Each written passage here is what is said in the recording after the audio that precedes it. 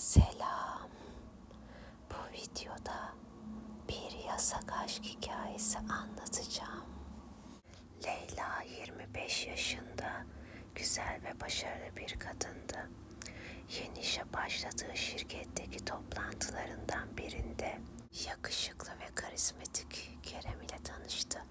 Kerem'in kendine güveni ve çekiciliği Leyla'yı büyülemişti. Kerem de Leyla'nın zarafeti ve neşesi karşısında kendini kaptırmamak için çabalasa da başaramamıştı.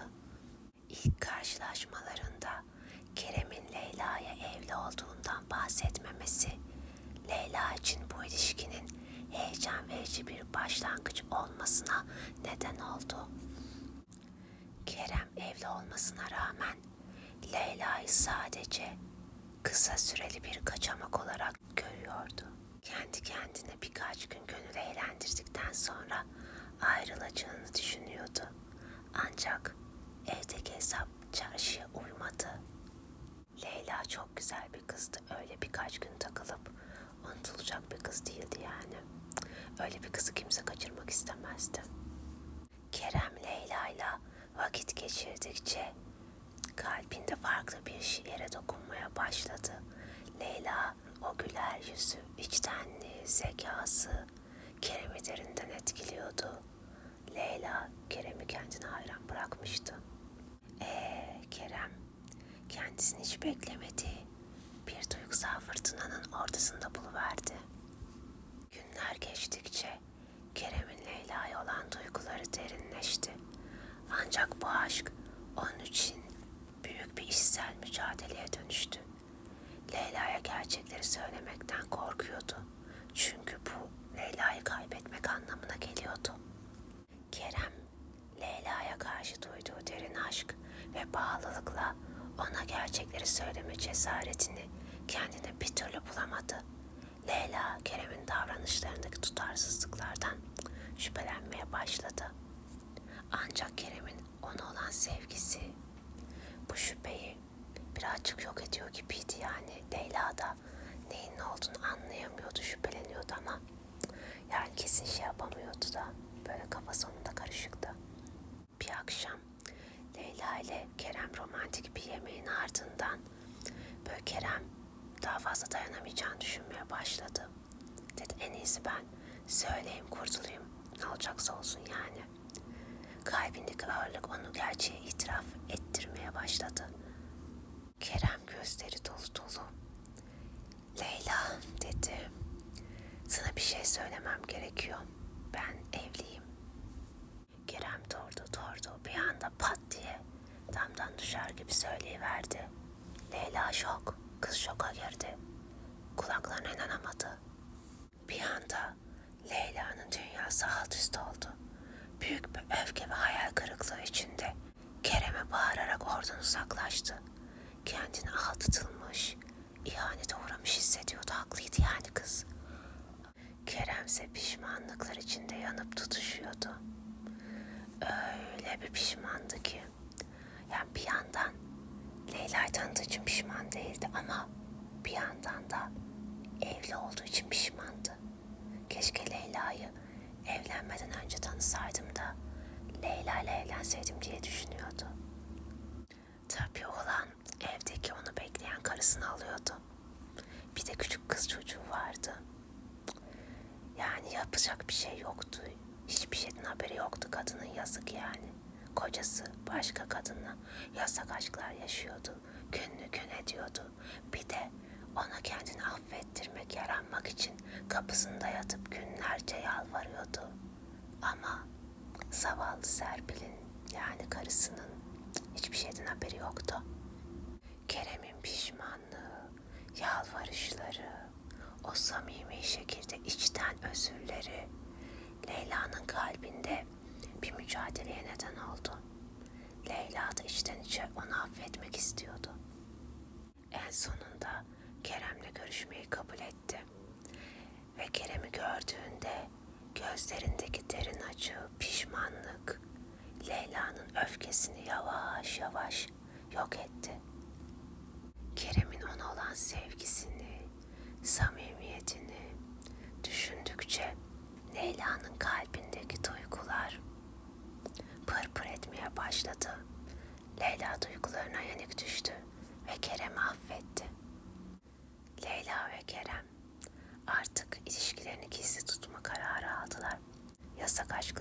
heyecanı ve tehlikesi ikisini de sarhoş ediyordu.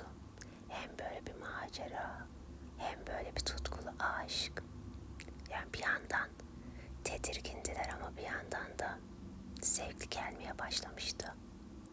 Leyla ve Kerem her buluşmalarında daha da yakınlaştılar. Gizli yerlerde fısıltılarla, hızlı kaçamaklarla aşklarını dolu dizgin yaşamaya devam ettiler.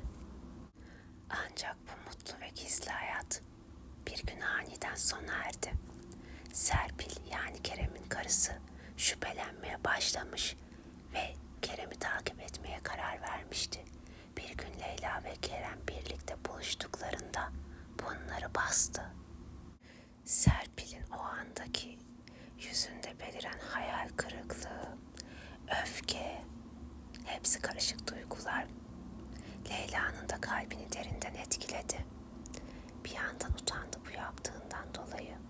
Bir yandan da Serpil'i kıskandı Kerem'in karısı olduğu için. Onu aslında ben hak ediyorum diye düşündü. Tabii Kerem Efendi'nin de duygular karma karışık. Hem karısını hem de Leyla'yı kaybetme tehlikesiyle karşı karşıya kaldı. O da bir tuhaf oldu. Serpil gözyaşları içinde Kerem'e döndü. "Bana bunu nasıl yapabildin?" dedi. Leyla suçluluk ve pişmanlık içinde gözlerini yere indirdi. Kerem iki kadının arasında çaresizce duruyordu. Aşkın ve ihanetin acı gerçekleriyle yüzleşmek zorunda kalmıştı. Tabii yakalanmak bu ikiliyi durdurmadı. Kerem ve Leyla'nın yasak aşkı bir süre daha gizli buluşmalar, tehlikeli kaçamaklarla devam etti. Ancak Serpil bu işin böyle devam etmeyeceğini düşünüyordu. Boşanmak istiyordu artık Kerem'den. Kerem de Serpil'e karşı suçluluk duygusuyla boğuşurken küçük kızları Defne'nin geleceğini de düşünüyordu. Ama Serpil boşanma konusunda kararlıydı. Bu şekilde bir evliliği sürdüremezdi. Bu durum Kerem'i hem üzdü hem de rahatlattı. Çünkü artık Leyla ile rahatça birlikte olabilecekti. Serpil'den boşanınca Leyla ile evlenirim diye düşünüyordu. Ancak küçük kızları Defne'yi görememe korkusu da vardı içerisinde. Bu karmaşık duygular Kerem'i içten içe yiyip bitiriyordu. Ama mecbur kabul ettim boşanmayı. Serpil boşanma sürecinde Kerem'e öyle büyük bir darbe vurdu ki intikamını çok güzel bir şekilde aldı.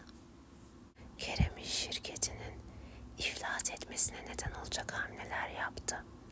Kerem ve Leyla 5 parasız kaldılar ve yaşamlarını idame ettirebilmek için büyük bir mücadeleye girdiler.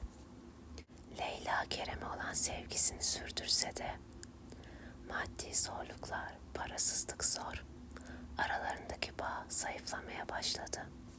Serpil lüks ve zengin bir hayat sürerken Kerem ve Leyla yoksulluk içinde hayatta kalmaya çalışıyorlardı.